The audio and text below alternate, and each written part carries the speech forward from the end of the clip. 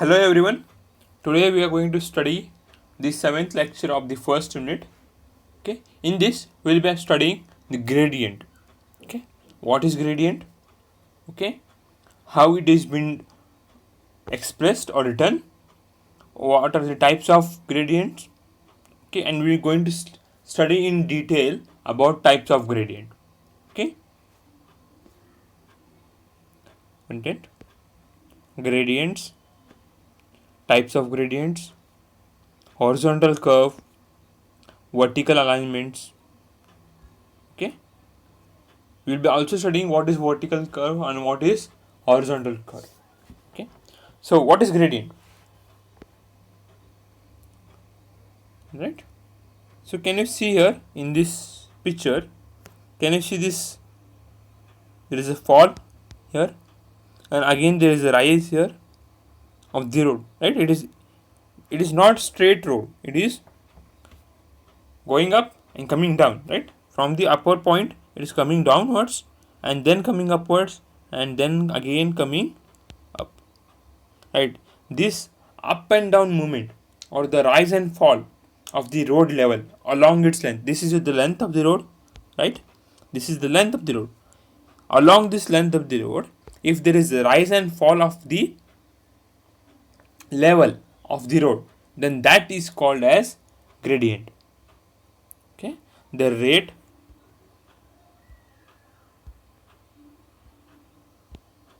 okay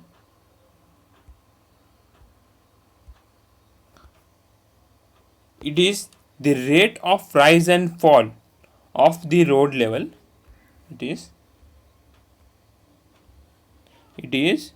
the rate of rise or fall of the road level along its length. It is called grade, or it indicates the slope in the longitudinal direction. We talked about the slope in the transverse direction. It is called as camber. Now in this case, if along the length of the road, if there is a rise and fall, right, again rise, so this rise and fall of on the road at a rate at which happens, that is called as gradient. Usually gradient is expressed as 1 in n, where 1 is vertical and n is horizontal. What it is? One is vertical and other is horizontal.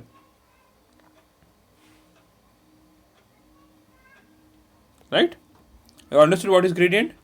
It is a rise, right? It is the rise and fall of the road levels. Right? It is a rise and fall of the road levels. You can see here there is a rise and there is a fall. So that rise and fall along the length of the road is called gradient. Okay, and types of gradient. Okay, depending upon the type of road, topography, okay, drainage facilities, okay, and the traffic, the road, the number of traffic or the volume of traffic. Depending upon all these factors, it depends the road type of gradient to be provided. What are these types? On what factors it is depending? Depending on the topography. Topography means what? The nature of the ground. Okay, how the ground is behaving. On that basis, depending upon the drainage basis, okay, how the drainage is there. Next is the volume of traffic of the vehicles. Depending upon these important points, the gradient is been decided. The first one is maximum gradient. Second one is the ruling gradient. Third is the minimum gradient, and the fourth is the exceptional gradient. Okay, we will study in deep all these four. Okay, and you will understand what is the difference between these gradients, right? Maximum gradient, right? It is the maximum or the steepest gradient which is allowed to be provided in the road and which must never exceed in any part of the road, as steeper gradient are very inconvenient to the traffic, right? Traffic, more especially for the slow moving traffics. It is provided only for a small road length and may not be for a longer distance, right? So what it is trying to say is, this is the maximum steep or rise that you are going to provide over a road. Okay, this is a slope, or this is a slope that you are going to provide on the road, but beyond this you are not going to provide any gradient higher than this. Suppose this is your maximum gradient you are going to provide. You can't provide a gradient of this slope.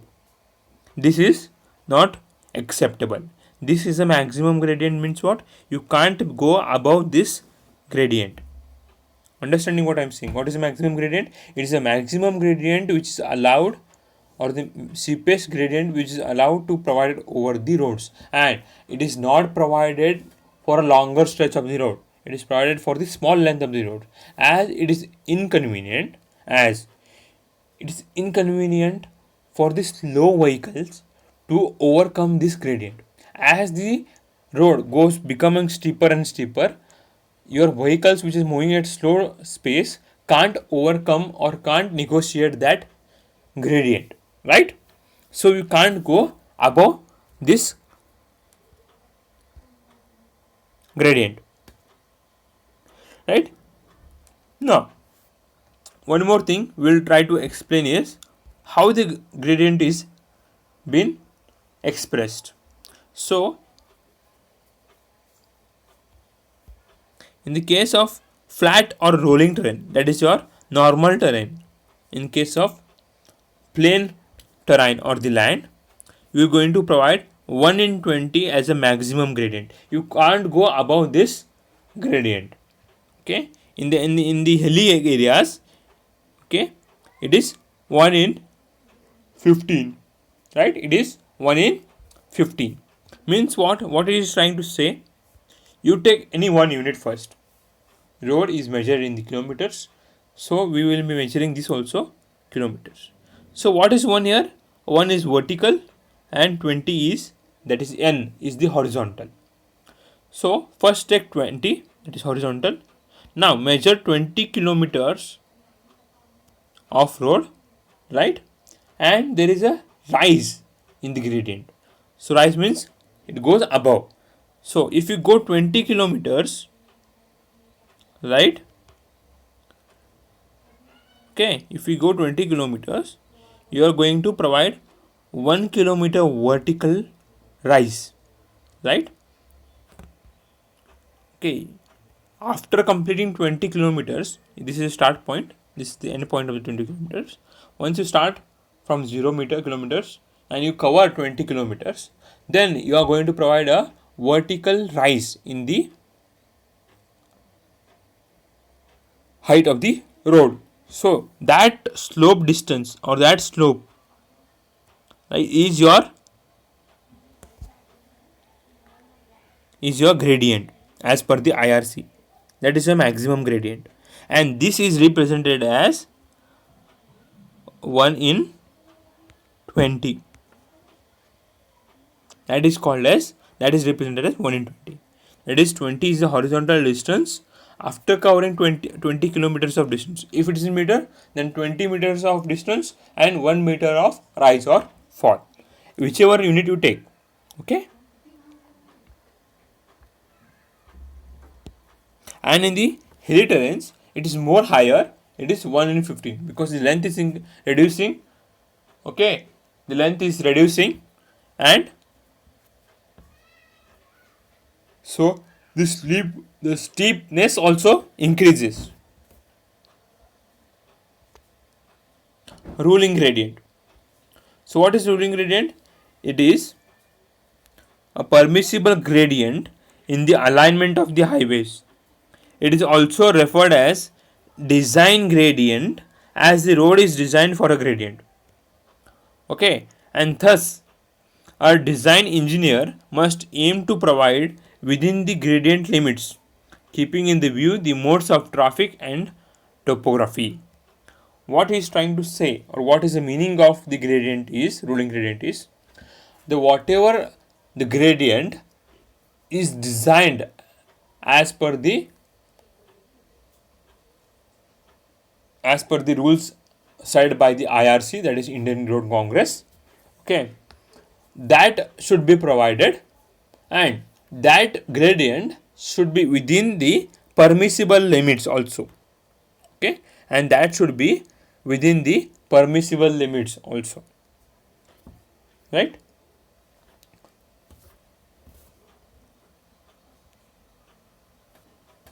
The previous one was, it was a maximum gradient, right?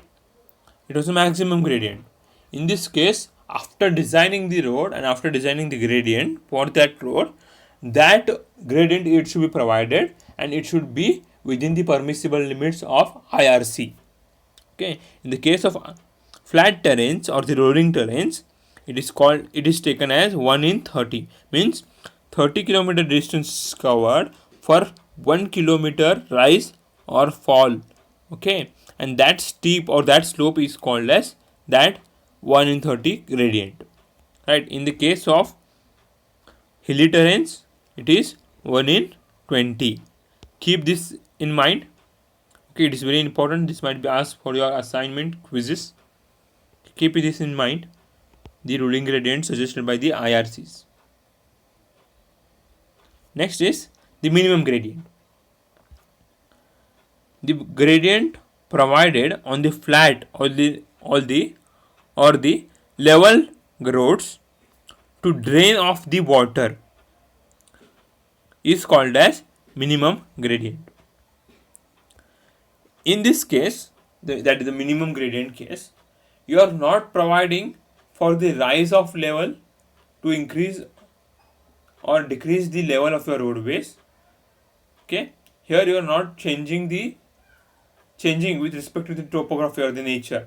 You are on the straight plain road, but you can't provide a straight road, right? Because if you provide a straight road or a plain road, then what happens? The water starts accumulating during the rainy season, and that will lead to the deterioration of the pavements, right? So we have to provide some small gradient or slope that makes the water to flow itself, right? It will not allow the water to stagnate over the pavement surface. That minimum gradient which allows the water to flow on the road, that slope is called as minimum gradient.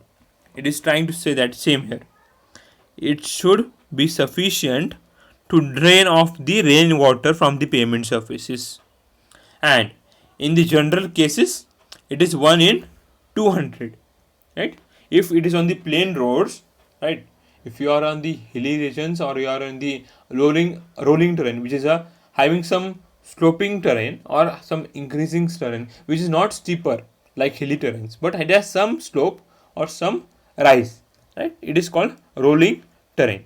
In the case of plain terrains, right, you have to provide some minimum gradient for the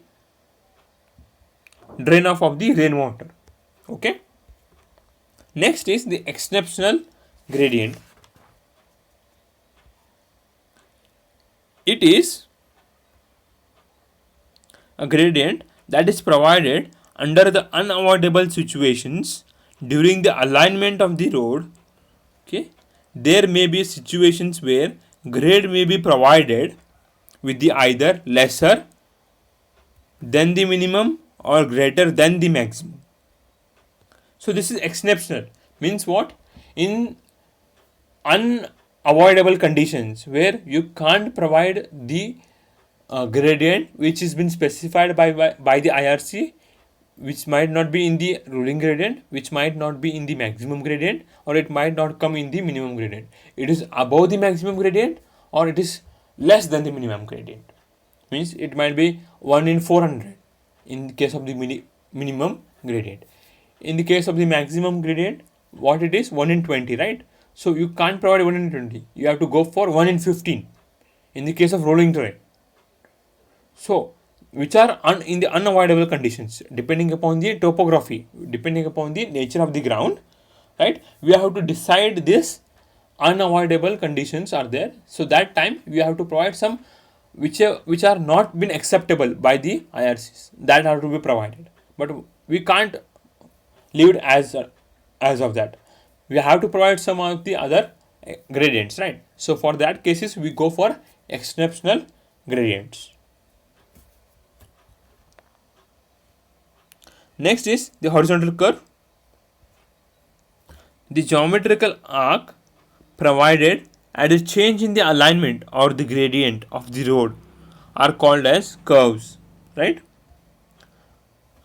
So why these curves are necessary?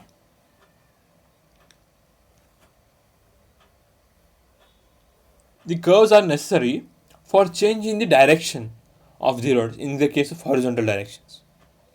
In case of the vertical curves, it is change in the alignment or in the gradient, right? The rise and fall occurs how? We can't provide a rise and fall in this direction fashion, right? Because the vehicle can't turn here.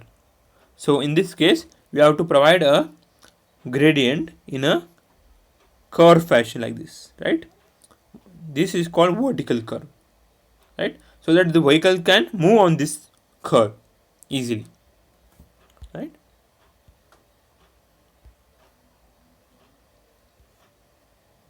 In order to achieve gradual change in the directions at the intersections of the straight alignment, if there are cross sections or intersections or there are junctions, or you want to change the direction, if there is an obstruction and you want to change the direction of the alignment, that case you can't provide a direct 90-degree turn like this.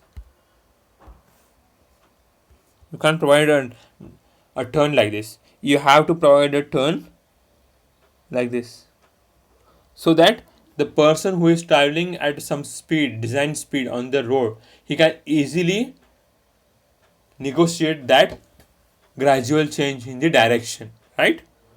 So only this curve is important, right? Understanding why the curve is important, and why are these curves provided? These are also reason. To align the road according to the topography, depending upon the topography, however the topography is, we have to change with respect to that, right? To avoid costly land acquisition, if the lands are very higher price, then we can't buy those lands every time, right? So in that case, we have to take some deviations from that costly land. To avoid excessive cutting and filling, in the case of hilly regions, right, you have to cut and fill the area for the proper gradient of the roads.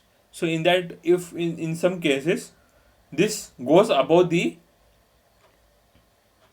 certain levels, right, it is above some certain levels where the gradient is too filling is required or too much of cutting is required, in that case we have to change the alignment. To make use of the existing bridge means what?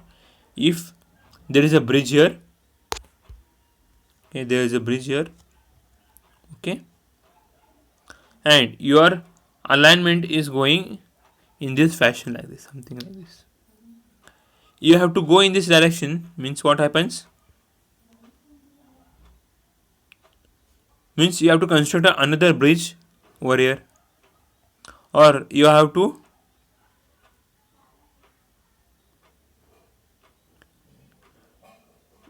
go some little larger distance. So to avoid that, what we do is we take the used bridges for the alignment, okay.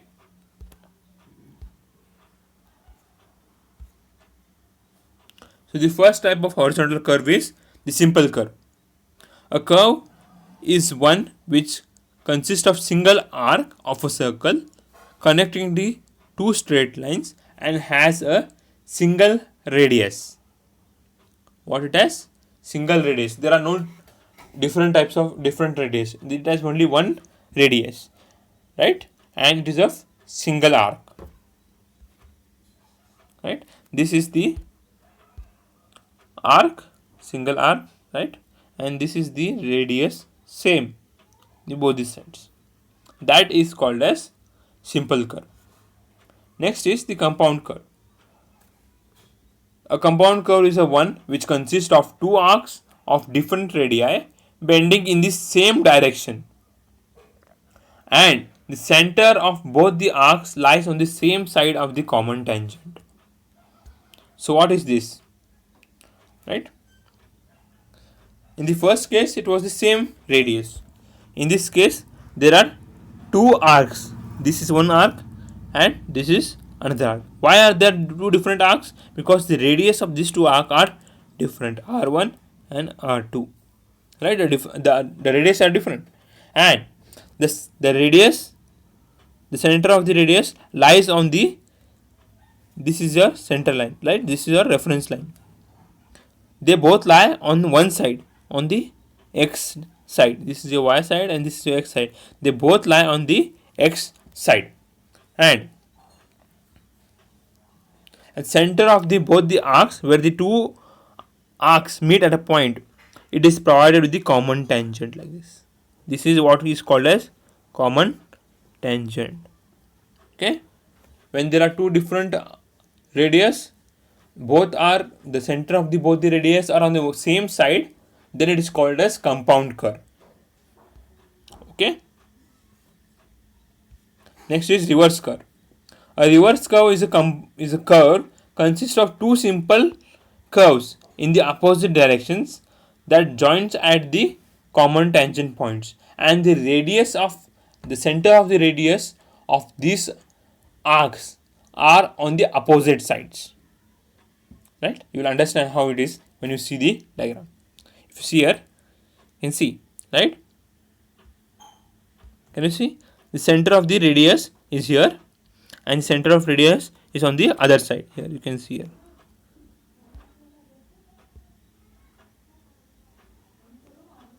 Right? This center is on the other side of the line, and this is on the other side of the line. So that means the center of the radius might be different or might be same. The radius might be same or might be different. That is not a case. But if they are on the opposite direction, and they both should be a simple curves, okay, and they have a common tangent at the point of intersection of two curves. This is your common tangent point. This is your point of reverse curve, where the two curves meet to form a reverse curve. That point is called the point of reverse curve, and the tangent with joining the two curves is called as common tangent point. Transition curve. A transition curve is a curve may be defined as the curve is provided to an effect and ease the change in the direction of the pavements. The radius of the transition curve changes gradually from infinite to finite values or vice versa. In the remaining cases of the curves, you saw that the radius are constant for that curve, right? For that curve, the radius is constant. In the transition curves, the radius is not constant. For every particular section of the arc or the curve, the radius is changing gradually. Why this is necessary? When you are on the straight road, you take the straight road, okay, and you want to provide a curve on this, then you start providing a transition curve like this, okay, and then you will go for curve, okay, and then you're going to provide a transition curve like this, and then go for straight line. So this is your main simple curve, and the area between this part,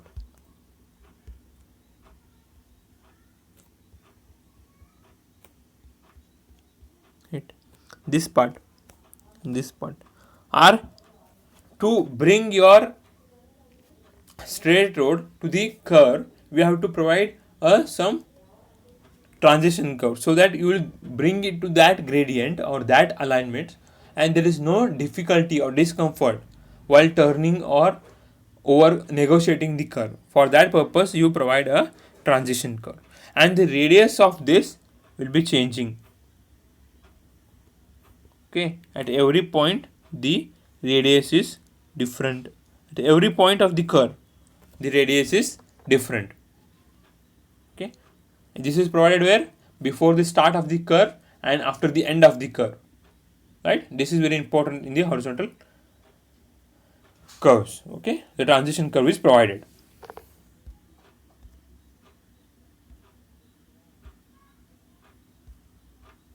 So you can see the diagram here, right, where you can see the R is different everywhere.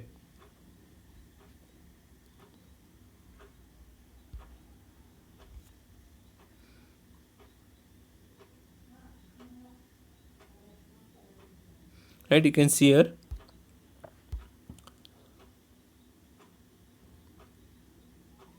this is just straight.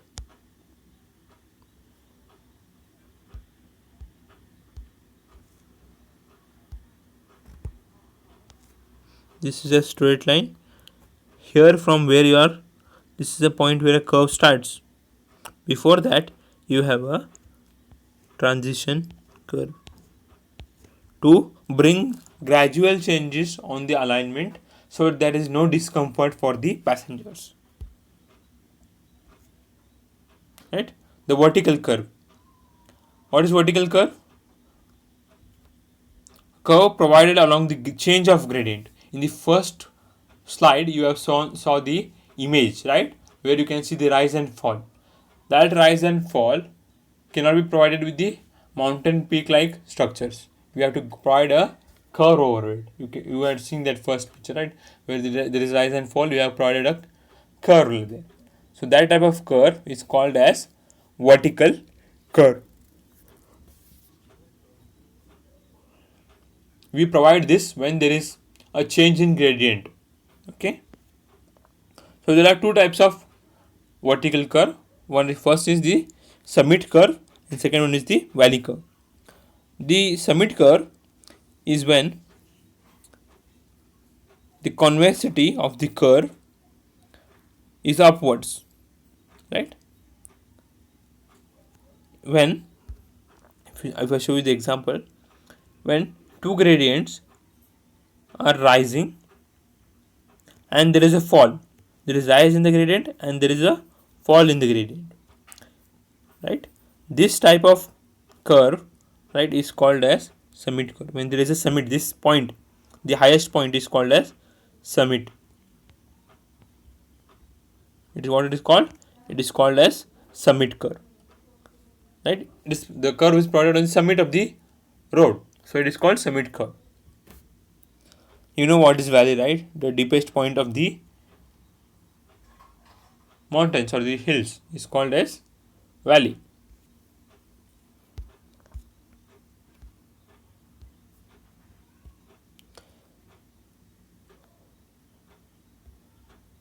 When the convexity of the curve is downwards, the curve is called valley curve. Means what? When we have a downward gradient with an upward gradient like this, then this curve is called as valley curve. It's called as a valley curve.